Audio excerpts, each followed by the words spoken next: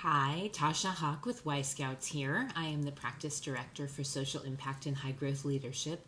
Thanks for joining me for this week's Leadership Hock. I hope you've had a great week since we were last together. I had a week last week. Two pretty epic, well, in the grand scheme of things, not that epic, as this story will show, but I both had my computer die and lost my cell phone at the very same time.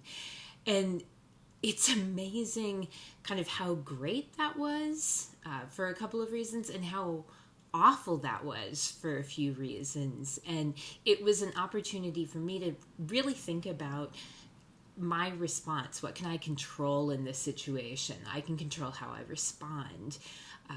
And so I think that in my life in the past, if those two things had happened together, I probably would have been losing my choo-choo quite a bit, right? Like a lot of anxiety and frustration and anger at myself for being so stupid and frustration with my computer.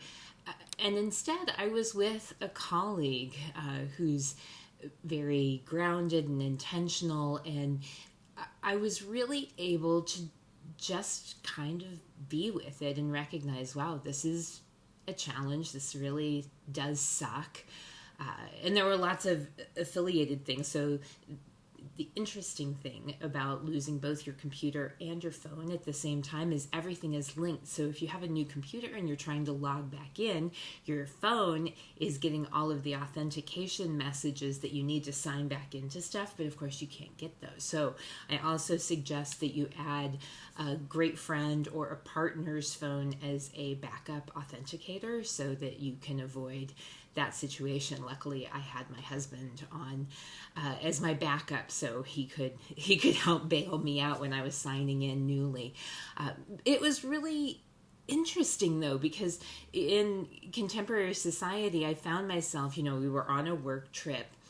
My colleague left on a flight earlier than I, and I couldn't do anything, right? I couldn't arrange a car to pick me up at 4:30 in the morning to go to the airport. I tried to call a number of cab companies and no one answered. And, I wasn't going to book a limo, right? I don't need a limo, but, and I couldn't order food. I kind of didn't know what was in the neighborhood around me. And so once I got access to a computer again, I Googled a cell phone store, got directions that I kept in my brain, and I walked to the store and talked with them about my phone situation and solved that. And my colleague noted, she said, you're really kind of calm about this. You're handling it well. And it's because I realized that, at the end of the day, whether I was twisting myself in knots and getting anxious and angry and frustrated, or if I just kind of accepted, wow, this is tough, this stinks, this is a challenge. At the end of the day, I was going to end up at the same place, only in one version, I'd probably have a headache and a stomach ache and be stressed out and be distracted from work and maybe not manifesting the best energy for the people around me. And in the other version, in which I still don't have a phone or a computer, I'm just kind of there, and I've got a book to read, and I've got my knitting, and I've got a great colleague to hang out with, and we've got great clients that we're just kind of talking through some of the work that we're helping them with. And at the end of the day, I still didn't have a phone or a computer, but I was in a better place.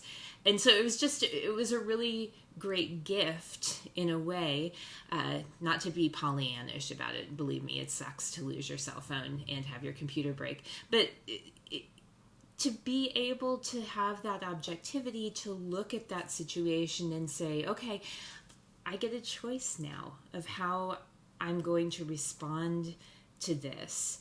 And that can have an impact on the people around me and my own health, physical and mental as well. So just thinking about that this week and making choices about how I engage with things and how I respond to those kinds of challenges.